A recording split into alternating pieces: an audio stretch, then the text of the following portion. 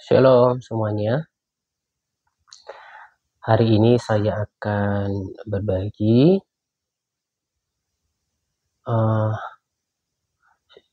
sharing sederhana ya. Habis doa siang ya, saya tergerak saja untuk membagikan apa yang ada di dalam hati saya dan juga apa yang saya pikirkan. Kalau kita udah mengambil sebuah keputusan atau memposisikan diri kita secara utuh, secara tegas, secara total untuk berada di area yang benar, ya, di zona yang benar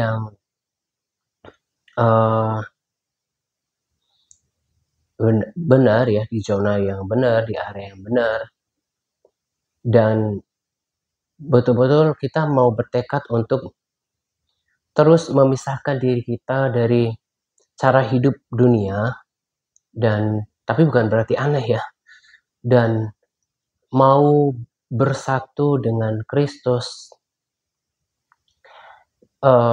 berjalan di dalam kebenaran, kita akan selalu ada persekutuan di dalam Tuhan, ya. Persekutuan bukan saja maksudnya itu persekutuan ketika dalam bersaat teduh, bukan. Tapi lebih dalam lagi adanya persekutuan roh, persekutuan jiwa, dan persekutuan hati gitu ya. Menjadi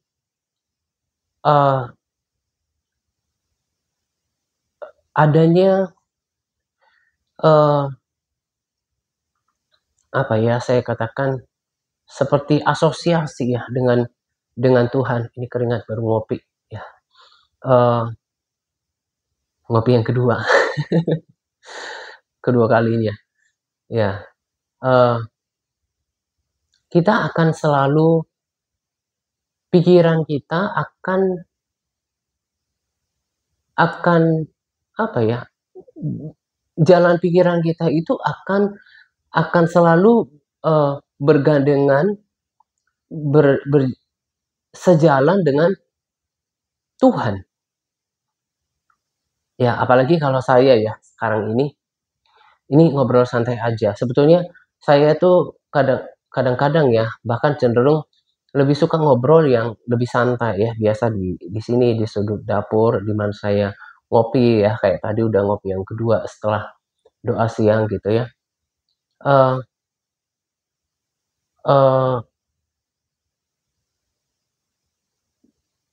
Di mana kita itu menjadi, ini kayaknya agak rada ngeblank deh, tapi sudah saya coba ingat lagi ya. Jadi kita itu akan terhubung dengan pikiran Kristus. Ini gara-gara singgung kopi jadi sedikit ngeblank. Maafkan diriku. Ya, pikiran kita, isi hati kita itu akan seperti disetir seturut dengan pikiran dan hati Kristus. Ya.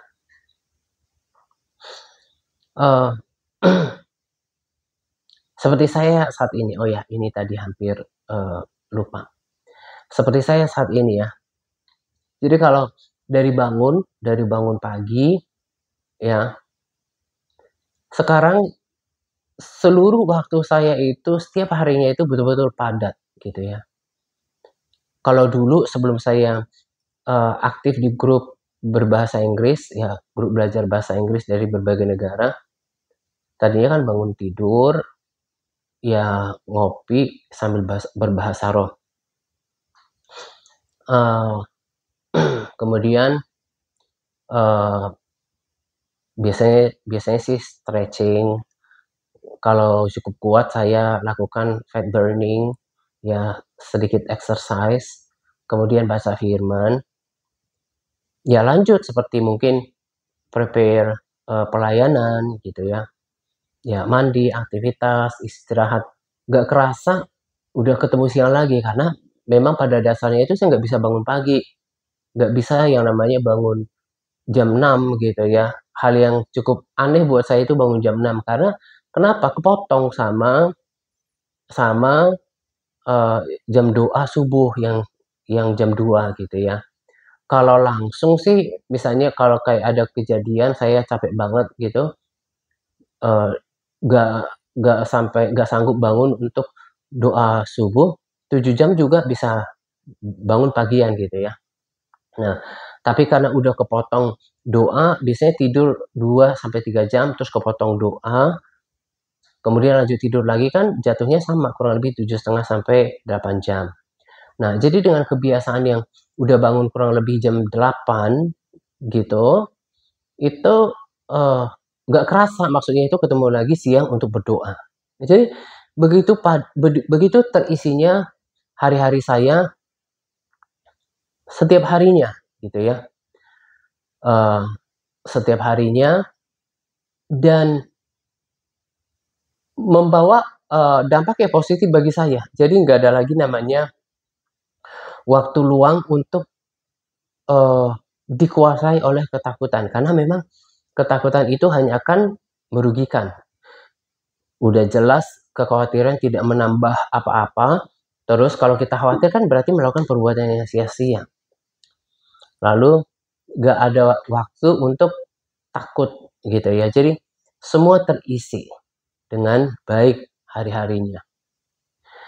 Eee, saya memulai hari-hari saya itu seperti itu, mulai dari doa pagi, kemudian yang subuh, kemudian tidur lagi, bangun lagi, ngopi, berbahasa roh, ya stretching, baca firman.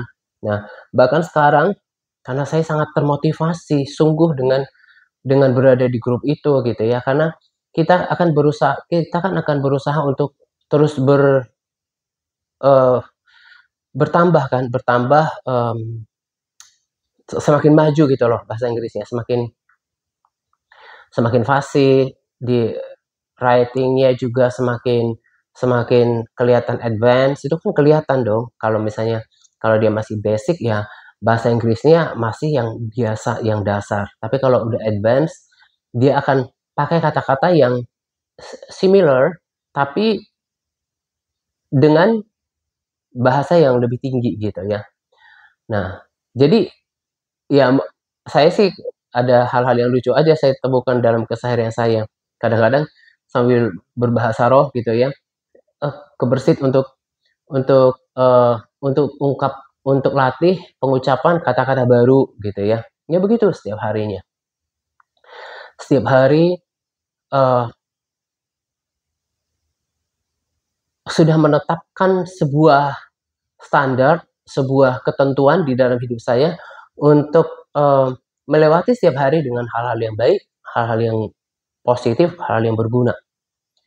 Nah, bahkan ketika ngopi, kan saya udah bilang kemarin saya bagikan rekaman biasa pujian penyembahan yang saya lakukan karena saya menyembah Tuhan setiap hari, ya.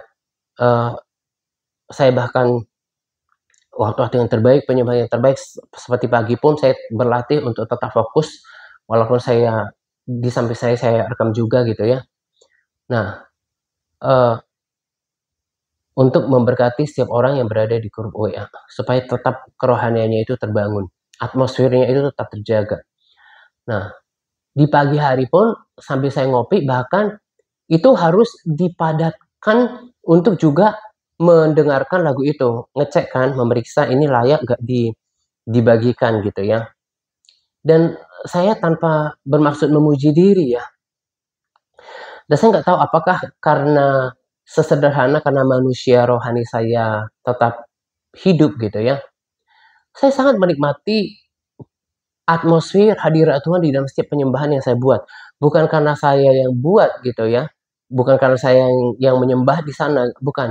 Justru karena saya merasa terberkatilah, makanya saya terbeban untuk membagikannya di grup WA juga. Supaya selalu merasakan hadirat Tuhan lewat pujian penyembahan itu. Jadi ketika berbahasa roh pun saya langsung dengerin lagu ya sebagai selingan buat saudara yang mendengar sahabat dan saudara yang mendengarkan rekaman penyembahan saya ya. Itu kan saya sudah rekam juga pakai earphone untuk mic-nya. Tapi di rumah saya ketika ngecek lagi dari handphone, saya sambungin lagi pakai Bluetooth ke loudspeaker supaya lebih enak kedengarannya gitu ya. Dan yang saya mau katakan adalah bagaimana saya menetapkan sebuah sikap hidup, menetapkan sebuah standar, menetapkan sebuah ya perilaku setiap hari, bahkan di awal itu untuk sebagai pondasi untuk menyelesaikan setiap hari dengan benar di hadapan Tuhan. Mulai dari tadi doa subuh, kemudian lanjut lagi setelah bangun yang kedua, itu saya berbahasa roh sambil atmosfernya itu kuat gitu ya. Karena kalau saya ya dengerin pujian penyembahan, bukan cuma lagu saya sih yang saya rekam, tapi pujian penyembahan entah itu dari Spotify atau dari YouTube di musik atau kemudian ada Joox juga, itu langsung manusia rohani saya itu bangkit, berkobar-kobar, yang memancing apa? Pikiran terhadap Tuhan. Lalu kemudian roh yang menyala-nyala. Maka terpancing untuk menyembah juga, ikut menyembah atau bermazmur atau berbahasa roh lagi. Sebetulnya sesederhana ini untuk membangun kekristenan kita. Sesederhana itu.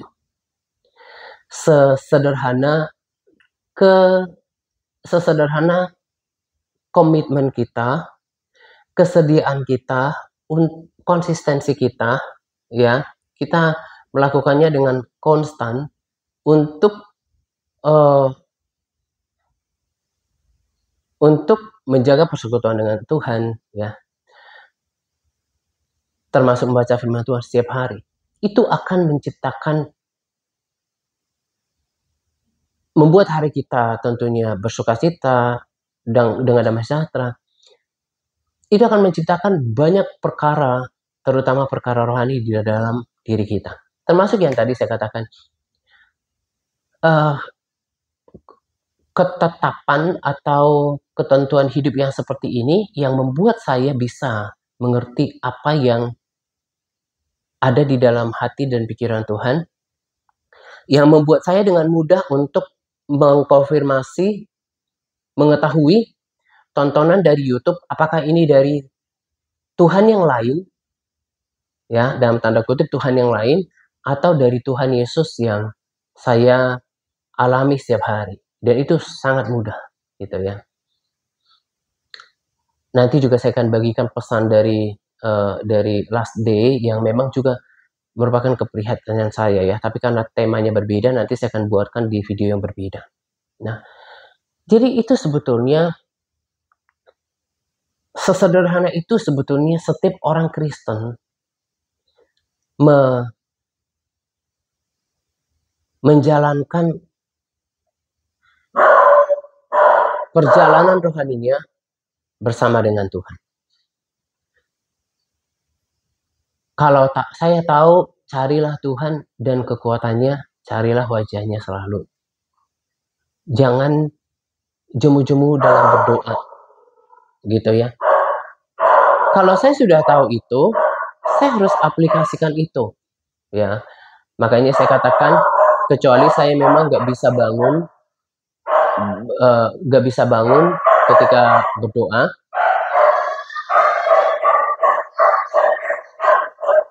Sebentar anak-anak datang, saya coba bilang ini dulu ya. Eh, tulang, tulang lagi rekaman.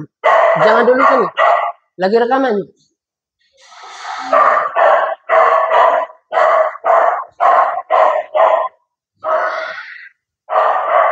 Sorry, videonya kan nggak bisa dipotong-potong ya. Ya, anak-anak datang. Ya, jadi sesederhana itu sebetulnya. Kita mau nggak melakukannya? Kita mau nggak melakukan bagian kita, gitu ya. Yang ada, yang kita dapati adalah orang Kristen pada umumnya tahu itu namanya berdoa.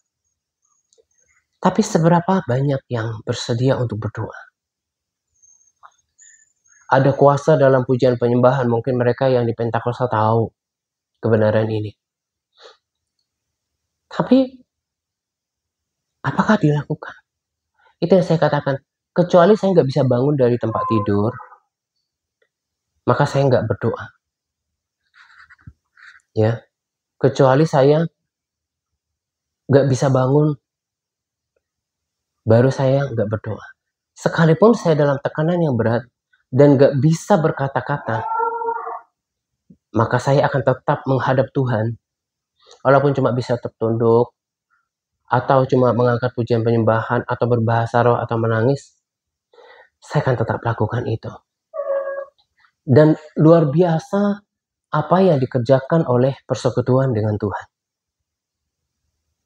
Nah, demikian juga yang saya suka nyantol ya di otak saya, di kepala saya adalah, saya katakan begini, andaikan saja ya, setiap keluarga Kristen memahami bahwa, bukan cuma memahami sih, tapi melakukan dari sejak dini, bagaimana sepasang suami istri kemudian membangun keluarga, mereka menetapkan setiap hari kita harus berdoa loh.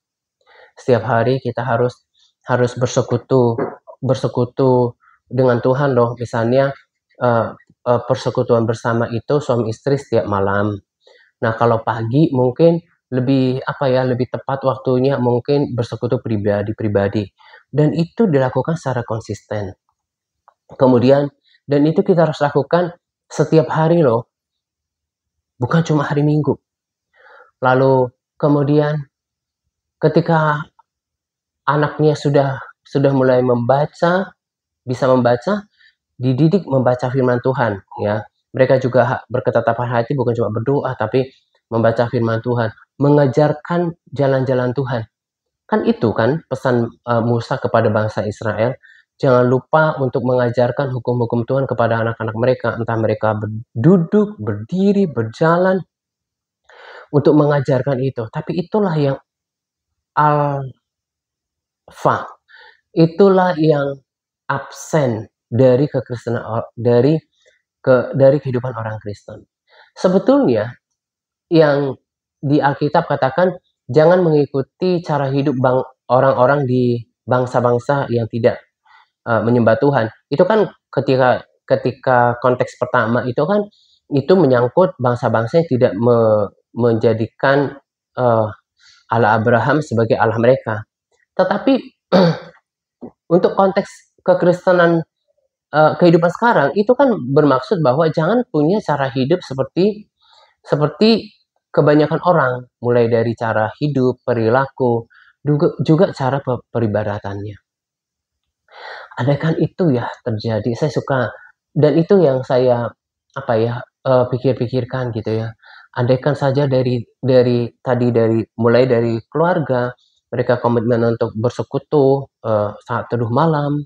Oke, nggak apa-apa kalau pagi supaya mungkin lebih pribadi sama Tuhan, pagi saat teduh. Ini cuma contoh gitu ya. Cari Tuhan. Lalu baca Alkitab sama-sama ya. Sampai anaknya kemudian diikutkan untuk bersaat teduh, untuk baca firman, bahkan sejak dari kandungan udah didoakan. Lahirlah anak-anak yang takut akan Tuhan, yang mengenal Tuhan dan hidup dalam kebenaran. Ini bukan angan-angan, mestinya ada sesuatu yang bisa terjadi.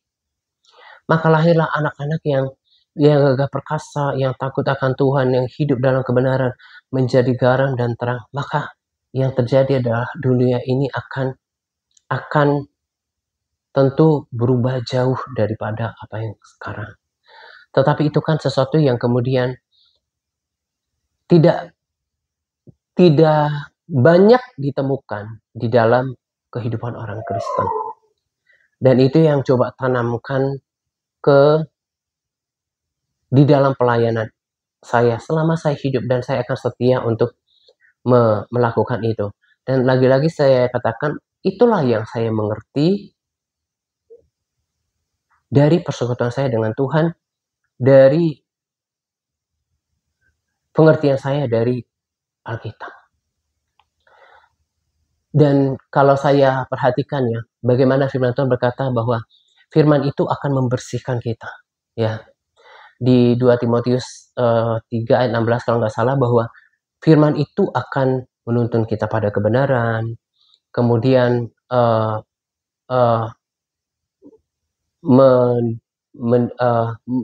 memperbaiki kelakuan orang. Jadi contohnya ya, saya memang belum sempurna dan beberapa sahabat setia di sini udah banyak berubah.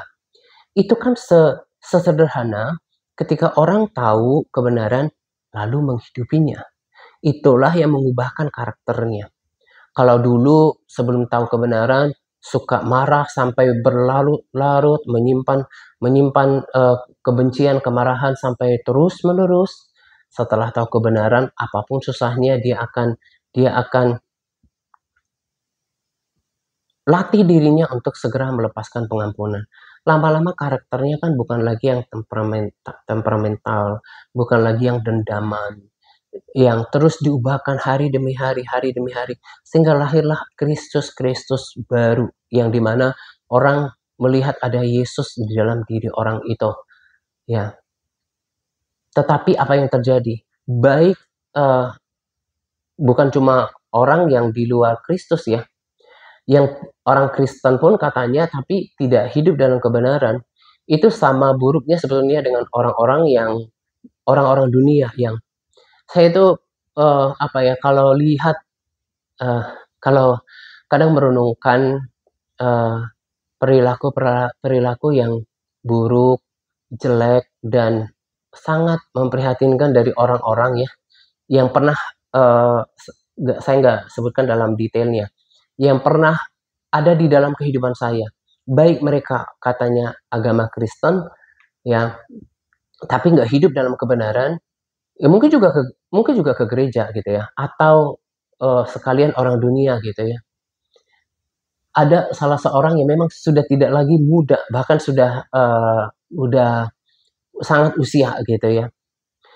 Sangat ini sekali, sangat kentara sekali sikap hatinya, yang orang dunia kan gini, kalau kamu baik, maka aku baik gitu ya. Nah, kalau kamu jahat, ya aku jahat, bahkan lebih jahat. Tapi kalau firman Tuhan mendidik kita, membentuk kita, bahkan kita harus mengasihi musuh kita. Kita harus mendoakan orang yang berbuat jahat kepada kita. Firman inilah yang kemudian melahirkan karakter baru di dalam kehidupan kita. Kalau kita menerima dengan baik dan melakukannya, kita diubah hari demi hari menjadi ciptaan yang baru. Ya, jadi firman Tuhan itu, kalau kita betul-betul menyadari ini, betapa kita beruntung memiliki pengajaran yang benar dari Tuhan yang benar, yang berkuasa mengubahkan kehidupan kita, membuat kita menjadi ciptaan yang baru, bahkan membuat kita sama seperti Yesus. Tentu bukan berarti maksudnya kita akan jadi sama seperti Yesus, enggak, tapi memiliki kasih seperti yang Yesus punya, memiliki perkataan seperti yang Yesus punya dulu gitu ya. Dan juga sikap hidup kita, bagaimana kita menjadi terang ya. Kalau orang-orang yang saya katakan itu kan ya, kelihatan banget kalau misalnya ada udang di balik batu, kemudian juga nggak pernah bisa, mungkin nggak termasuk jahat banget ya, tapi maksudnya gini, ada salah seorang tukang, ya bukan tukang sih, tapi dia kerja di salah satu uh, uh, pekerjaan kayu, terus saya minta tolong untuk servis pintu dan jendela gitu ya. Kelihatan banget kalau orang yang kelihatan banget karakter manusia Kristen sejati dengan orang yang baik, orang Kristen yang tidak di dalam hidup dalam kebenaran maupun orang dunia. Itu sangat sangat sangat perhitungan dengan tenaganya. Sangat perhitungan dengan tenaganya. Orang dunia atau orang Kristen yang masih hidup di dalam daging selalu akan memperhitungkan untungnya buat saya. Apa untungnya buat saya? Dia nggak mau memberikan lebih. Tetapi orang Kristen yang mau hidup di dalam kebenaran, meneladani Yesus, dia akan terus-menerus diperbarui sama seperti Yesus yang mau berkorban, bahkan untuk orang berdosa. Orang-orang Kristen yang udah diubahkan itu tuh sangat indah. Karena saya menikmati keindahan transformasi hidup saya dari dulu yang menyimpan kebencian, kemarahan, ada banyak dosa gitu ya, karakter-karakter yang tega gitu ya. Setelah kemudian diproses bertahun-tahun oleh firman barang yang kudus itu, kemudian menjelma, bertransformasi menjadi sesuatu yang berbeda. Itu sebetulnya sesederhana. Kalau saya mau hidup dengan standar firman. Tapi kalau walaupun dia Kristen bahkan pelayanan tapi dia tidak tunduk pada kebenaran itu, tetap akan menjadi manusia lama. Nah, itu yang menjadi energi di dalam hati saya untuk terus mengatakan ini lewat pulpit yang Tuhan percayakan kepada saya, gitu ya. Saya mengucap syukur untuk hikmat yang Roh Kudus berikan.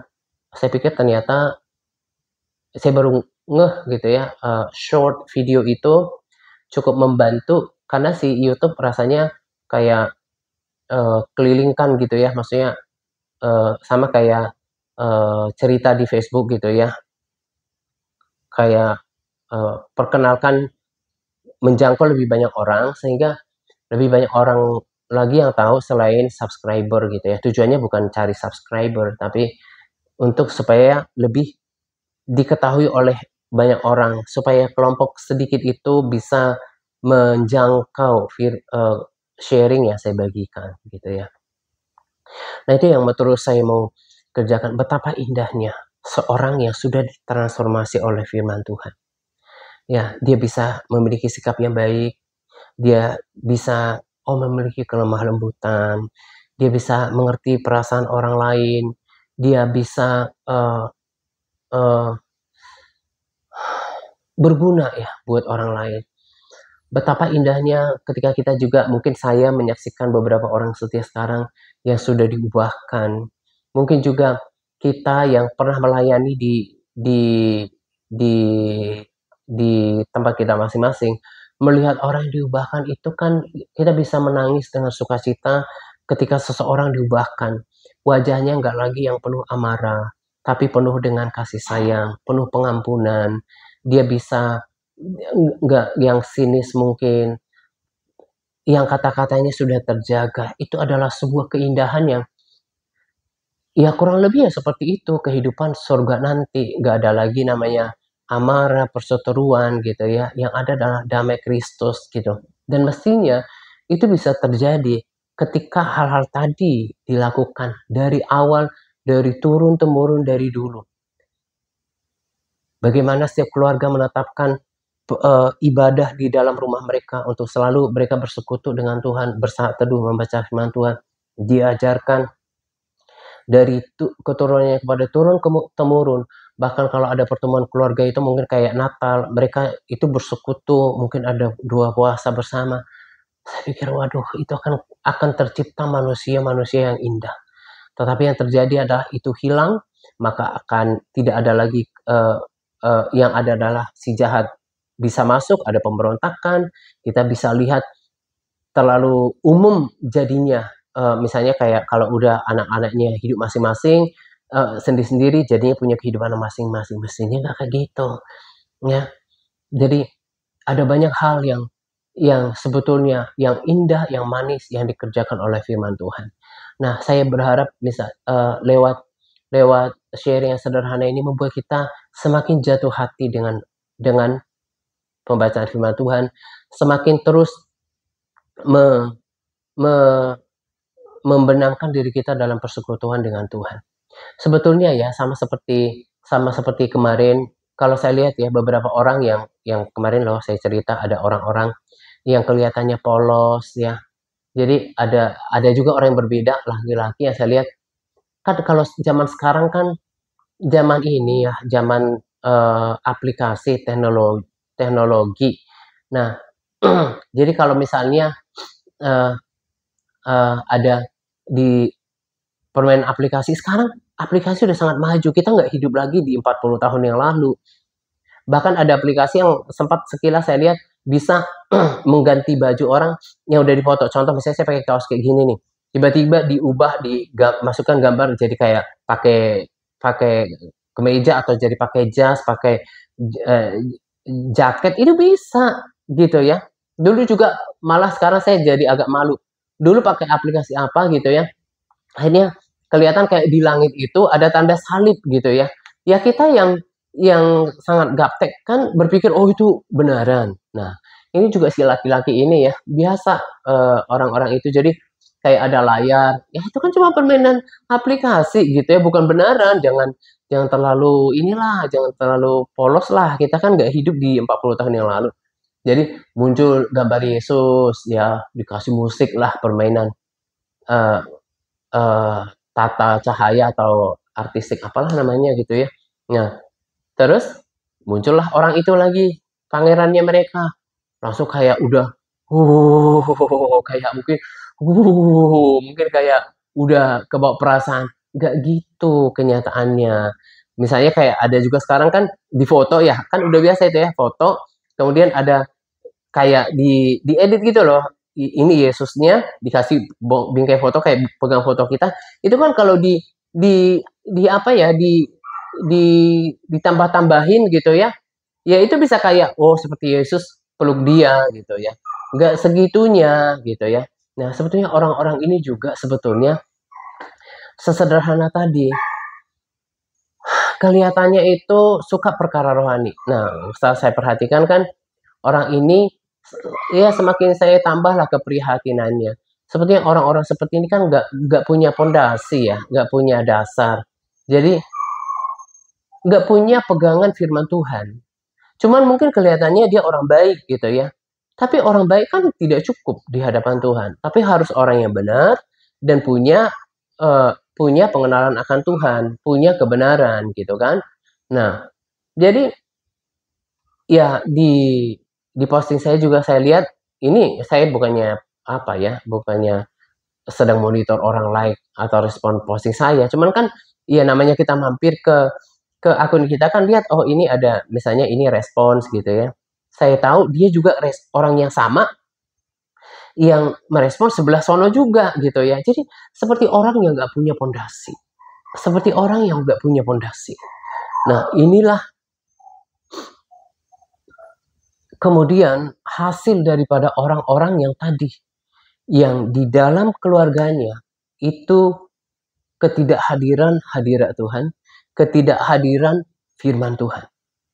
Jadi nggak punya pondasi, nggak punya pondasi. Inilah akibat lanjutan daripada tidak hadirnya firman Tuhan di dalam setiap keluarga, tidak adanya saat teduh di dalam setiap keluarga, tidak ada ibadah. Sehingga pengenalan akan Tuhan itu, bahkan sampai tua nggak punya pengenalan akan Tuhan. Padahal kita sama seperti bangsa Israel itu diselamatkan untuk beribadah, kita juga sebetulnya terus beribadah menyembah Tuhan sebagai respons kita atas besarnya kasih karunia yang Tuhan sudah limpahkan dalam kehidupan kita. Kita beribadah itu bukan supaya kita diselamatkan, supaya kita kemudian disayang sama Tuhan. Tuhan sudah mati untuk kita. Kita dikasih oleh Tuhan, tapi merespons dengan mau setia beribadah. Nih, saya kesel kadang si Joki ini. Karena saya ajak ngomong, dia jadi suka ngomong. Jadinya suka ngomong-ngomong kayak gitu. Suka ganggu. Ya, jadi itulah akibat daripada ketidakhadiran firman Tuhan dalam keluarga. Dan kita yang sedikit ini, besar harapan saya kita ini menetapkan itu pada orang-orang terdekat kita. Itu yang hilang. Makanya ada orang-orang seperti itu. Gak tahu pondasi firman. Yang ini juga kelihatan rohani, saya juga diikutin. Yang berbeda haluan juga diikutin. Tuhan tuh prihatin dengan kekristenan seperti itu. Saya dapatkan pengertian ini secara konstan dari tahun ke tahun, bahkan sebelum saya melayani. Ini yang menjadi beban yang terus-menerus ada di dalam hati saya. Untuk sebisa mungkin, untuk mengubah praktek yang salah ini di dalam kehidupan orang Kristen. Ya, indah sekali kalau kita juga mau membayar harganya.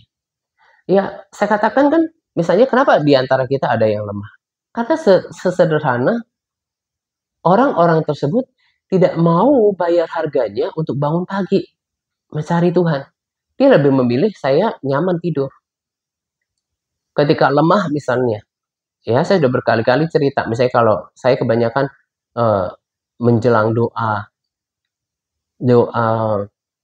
siang itu buatkan video kan, terus kemudian rekam. Kadang-kadang juga harus berdiri, kadang-kadang juga capek. Tapi saya akan terobos. Saya akan tidak mau kompromi untuk tidak bersekutu dengan Tuhan. Nah, kebanyakan kita itu punya mentalitas yang rendah gitu ya. Sedikit capek, kompromi. Gak mau bayar harga untuk bangun pagi, untuk mencari Tuhan. Kelihatannya sih dia suka rohani. Tapi kan bukan itu yang Tuhan lihat. Kelihatannya suka rohani, kelihatannya cuma baik. Enggak gitu. Tapi harus hidup dalam kebenaran, punya pengenalan akan Tuhan, punya persekutuan dengan Tuhan. Nah, maka lahirlah orang-orang Kristen yang enggak berubah, tidak menjadi dewasa rohani. Mestinya kita itu juga pemberita-pemberita Injil. Karena apa yang kita dapatkan dari firman Tuhan, dari persekutuan itu, kita bagikan mungkin lewat media sosial kita, lewat rema yang kita bagikan. Tapi kan kita juga cenderung sama dengan kekristenan yang mayoritas. Saya sebenarnya bukan hebat. Justru saya mengakui kelemahan saya, makanya saya nggak pernah skip yang namanya persekutuan saya dengan Tuhan. Sekalipun saya terlalu lemah, saya akan tetap lakukan, bukan rutinitas. Tetapi sebuah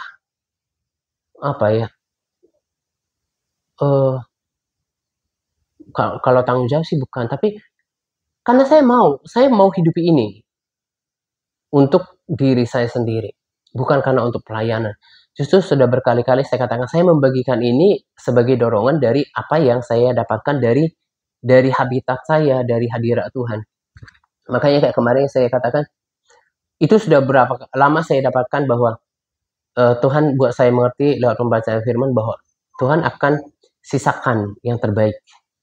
Ya, lalu secara nggak berencana ada 2 konfirmasi ayat yang katakan memang Tuhan akan sisakan yang terbaik, yang tidak mencemarkan dirinya dengan berhala-berhala yang konon misalnya hatinya yang nggak benar itu gitu ya, yang hal-hal yang mencemarkan lah gitu ya. Nah, biasanya kalau saya dapatkan kayak gitu, tetap di dalam hati saya tuh, sampai saya sampaikan baru selesai. Nah, demikian juga ketika saya berbagi itu, sebetulnya hanya dorongan di dalam hati untuk berbagi. Makanya kayak sekarang itu, tadi saya udah buatkan video reel, bukan video short maksudnya. Kemudian saya doa siang, ngopi, terus kayaknya ada dorongan untuk berbagi lagi gitu ya. Siang-siang sambil minum kopi berkeringat, saya buatkan saja rekaman, karena bagi saya kata-kata yang datang dari atas, kata-kata yang disertai dengan urapan dan kuasa Roh Kudus itu akan membangun banyak orang gitu ya. Jadi sekali lagi saya tekankan lagi bahwa betapa indahnya apa yang dikerjakan oleh firman. Andaikan saja kita bersedia untuk menjadi pelaku firman Tuhan, maka kita akan dijadikan sebagai Yesus kecil yang tidak lagi berperilaku seperti yang tadi saya katakan tadi, orang-orang yang aduh susah, betul-betul mikir panjang untuk melakukan lebih bagi orang lain, sangat hitung-hitungan. Terus kemudian ada orang yang benar-benar kalau ada maunya, tuh kan, ada maunya baru dia berbuat baik. Saya kadang berpikir gini, kita ini bahkan non-Kristen pun diciptakan segambar dan serupa dengan Tuhan. Tapi ternyata berperilaku, maaf nih ya, kalau kayak Joki aja, anjing peliharaan saya itu kan nggak tahu yang namanya punya hati yang seperti itu. Berarti kan ya, dia nggak ada udang di balik batu, dia nggak ada yang licik, yang apa segala macam. Ya makanya orang suka kan karena dia menyenangkan gitu ya. Ada orang yang suka kucing. Tapi kalau saya sadari ya, manusia harusnya punya akal.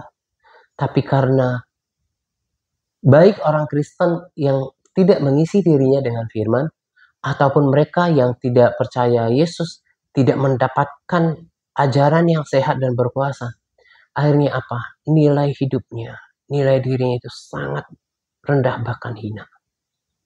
Tetapi kita yang mau menerima yang sudah memiliki Yesus, memiliki firman, kalau saja kita hidup di dalamnya, kita akan menyaksikan karya-karya yang luar biasa. Mulai dari yang mengubahkan hidup kita, yang mulai memberikan pengertian kebenaran kepada kita, bahkan mengantarkan kita ke dalam kekekalan. Kalau sadari ini semuanya, mestinya cepat-cepat untuk baca firman Tuhan. Membaca firman Tuhan dan memulai persekutuan. Tetapi kebanyakan kita itu enggan. Sekalipun udah dengarkan ini, ya mungkin semangat sebentar. Tapi nanti ketika berhadapan dengan pergumulan, misalnya harus bangun pagi, harus misalnya mendisiplinkan diri, dia kalah. Dan pemenang itu kan bukan seperti itu. Pemenang itu adalah mereka yang tetap bisa menjaga pace-nya, langkahnya, ritmenya, untuk tetap lakukan dengan setia. Kiranya sharing sederhana ini memberkati setiap kita juga, gitu ya. Dan saya nggak bosan-bosannya untuk mengajak Anda yang tidak berada di grup WA, ya. Apa yang kami lakukan ya kurang lebih seperti apa yang saya sampaikan ini. Kami hidup dalam firman Tuhan, dalam pembacaan firman Tuhan. Kami sudah hidup dalam persekutuan dengan Tuhan dan kami banyak diubahkan. Nah, kalau ada di antara saudara yang merasa bahwa kekristenan saudara itu kok kayaknya masih jauh daripada itu, dan rindu untuk bertumbuh di dalam kerohanian, ya jadi kerohanian itu bertumbuh sesederhana begini. Kalau mau bertumbuh, dikasih nutrisi yang diperlukan, dikasih makan, minum, susu, dikasih nutrisi yang diperlukan. Tumbuhlah dia secara jasmani. Nah, bagaimana kerohanian bertumbuh? Kalau dia terus konsumsi makanan yang murni, yaitu firman Tuhan, setiap hari, lalu dibentuk dan menjadi pelaku firman Tuhan, ditambah pujian penyembahan, ditambah mungkin pemberitaan, pendisiplinan, tumbuhlah dia secara manusia rohani. Dia punya kepekaan, dia bisa membedakan mana yang baik, yang benar, dan berkenan kepada Tuhan. Dia bahkan tahu panggilan hidupnya. Dia bahkan oleh kedewasaan rohani imannya timbul, dia bisa menciptakan sejarah di dalam hidupnya. Dia bisa berdoa untuk orang-orang yang dikasihnya, berdoa untuk keselamatan jiwa-jiwa, berdoa untuk kota dan bangsanya. Itu keuntungannya. Bahkan mereka yang hidup di dalam kedewasaan rohani, kedewasaan iman, itu kan bisa oleh doa-doa mereka, itu bisa menciptakan sesuatu yang tidak mungkin menjadi mungkin. Tentunya akan ada hidup yang menyenangkan, dipersembahkan. Kalau kekanak-kanakan kan hidup susah, ngeluh. Dia nggak mau berdoa, padahal doa itu berkuasa. Dia itu kemudian hanya peduli dengan dirinya sendiri. Jadi merugi kalau orang nggak dewasa rohani. Dan yang saya juga percaya bahwa Tuhan hanya akan menjadikan orang Kristen yang dewasa rohani untuk menjadi mempelai wanita. Karena gereja itu kan mempelai wanita bagi Kristus. Nah, jadi kalau kekanak-kanakan, anak-anak kan nggak cocok jadi mempelai secara jasmani. Nah, demikian juga orang Kristen yang yang kerohaniannya kanak-kanak itu nggak cocok jadi mempelai bagi Tuhan yang sempurna. Jadi akan banyak kerugian kalau Anda tetap menjadi Kristen kanak-kanak, nggak mengerti panggilan Tuhan, lalu kemudian ya seperti yang saya katakan tadi, nggak bisa mengerti apa yang baik, yang benar, yang berkenan kepada Tuhan, dan yang ada adalah hanya kerugian. Itulah akibat daripada orang yang tidak membangun kerohaniannya dengan firman Tuhan, dengan persekutuan dengan Tuhan. Aku mau hajar dulu si Joki. Ya, ini saja sharing saya pada kesempatan hari ini. Ya, silakan bergabung kepada saudara yang mendengarkan di channel kami. Dan untuk MTRC tetap bersemangat untuk Tuhan Yesus memberkati kita senantiasa. Amin.